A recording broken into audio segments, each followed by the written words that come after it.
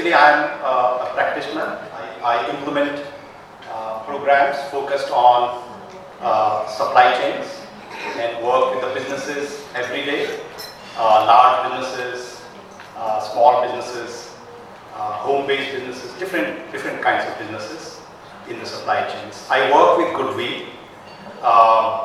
and the organization is working on the supply chain in a very holistic manner for last 25 years to solve the problems related to trafficking of children, trafficking of adult workers, and we do it in partnership with the businesses. So to explain how and to share how we work with the businesses, I think it would be good if I give an example. So in 2015, we started working with one of the largest brands, and the brand started working with us, assuming that everything is fine in their supply chain because they have their own auditing system in place with very good team. So they started working, assuming that Goodwill would help us in further improving whatever they have been doing in the supply chain. And this brand is a global brand sourcing from India.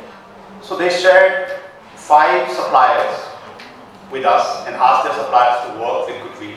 We started working with them, and as part of the process, the suppliers have to share their supply chain with us. So the initial response of the suppliers was that they shared whatever they shared with their brand partner for last maybe 20 years. But we said, but this can't be your supply chain, because whatever you are producing is much more than what your supply chain looks like. So we apply some tools to convince these people, the suppliers, to be more transparent. So it's a process. It takes time to convince people to be more transparent. The 5 suppliers became more than 900 production units in the tier 2 and tier 3 units, spread in various states in India.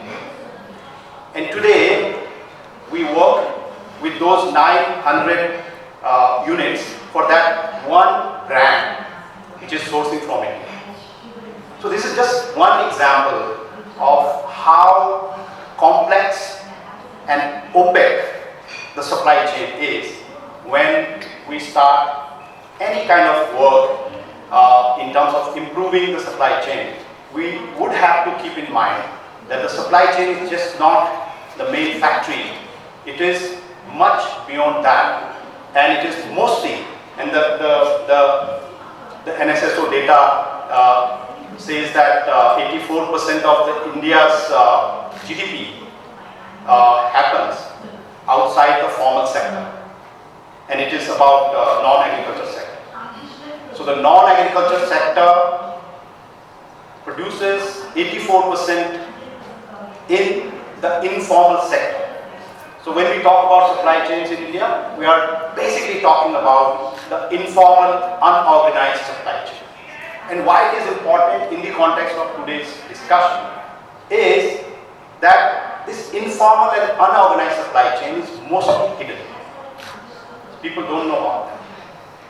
There is no name. Even the factories we visit, sometimes we see there is no display of board. There are no documentation. They don't have any registration with the government.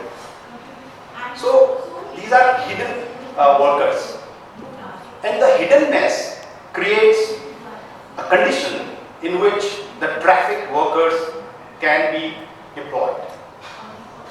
So if you see this as a market, as the previous speaker said, trafficking as a big organized market, and people who are poor, who are marginalized, who are illiterate as commodities for that market to harness from places like tribal areas, rural areas, places hit by the natural disasters, landless people, and outcast people. So those commodities are useful for the units which are in the informal sector. Most. So this business goes on just because the hiddenness is there. Nobody knows about these units. And there is a huge need of helping the supply chain become visible.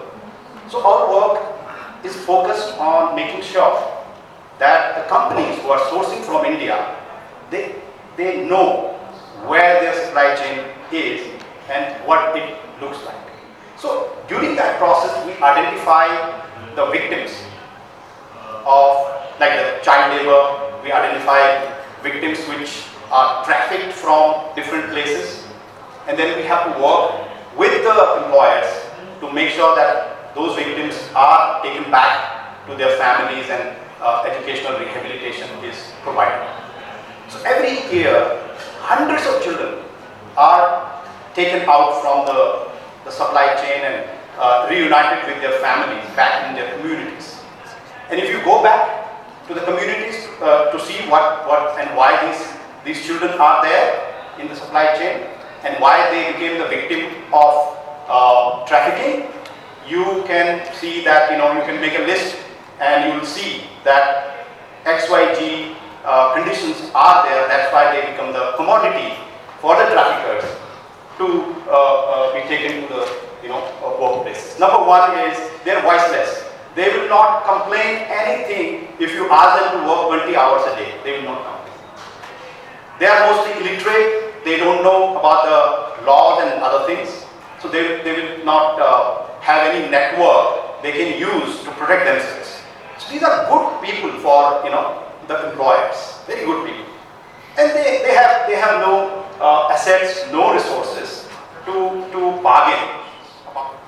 As far as the adult workers are concerned, their rehabilitation is much more complicated for us because we are a remediation focused organization. We don't just want to highlight problems and not solve them. So for adult workers, it is more complicated because it's their livelihood. For children, it is straightforward. They should go back and complete their compulsory education. But for adult workers, it's their livelihood. And the moment companies know that these people are identified as traffic workers or forced labor, they are going to fire them immediately, overnight. You won't find them next day. So to protect them, it is important that we create safety nets for them and then move ahead. So Goodwill is currently working on creating safety nets for such victims, so that whenever they are identified, we go ahead with the employers with those safety nets. So we can protect them, we can help them. That includes working closely with the government. The employers, if you ask them why they have employed these people, in most of the cases they will say, we don't know that this is trafficking.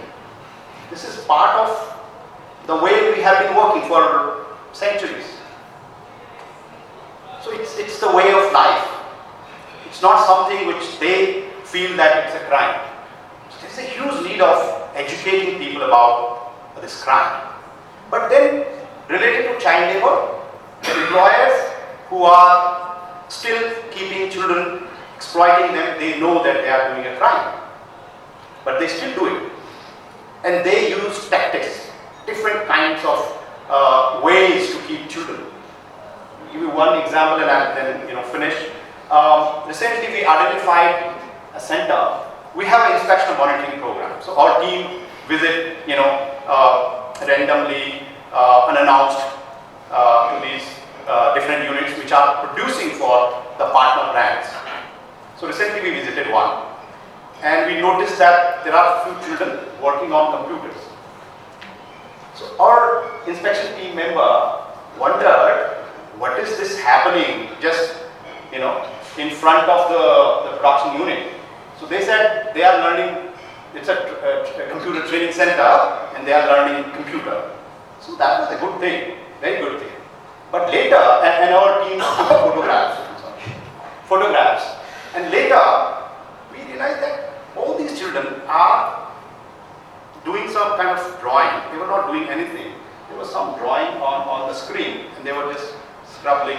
mouse, not doing anything. Then we investigated and realized that these children are illiterate. They can't operate computers. So this employer has created a computer center to just make sure whenever there is an outsider, the children start working on the computer. And it's a computer training center. You might have seen in some situations the children would run and start, working on a book or something. It was a practice in the past, but now it's a computer center. For example, just one simple example. So the employers, they are also learning how to hide. And if they know it is a crime, they will learn it perfectly, and they will make sure that nobody knows about these kind of things. So this is a very complex issue which requires participation of the companies to do due diligence whenever they are buying from any country, not just India. It could be Bangladesh, it could be any country. And it is also important that we have strong regulations in place for doing due diligence.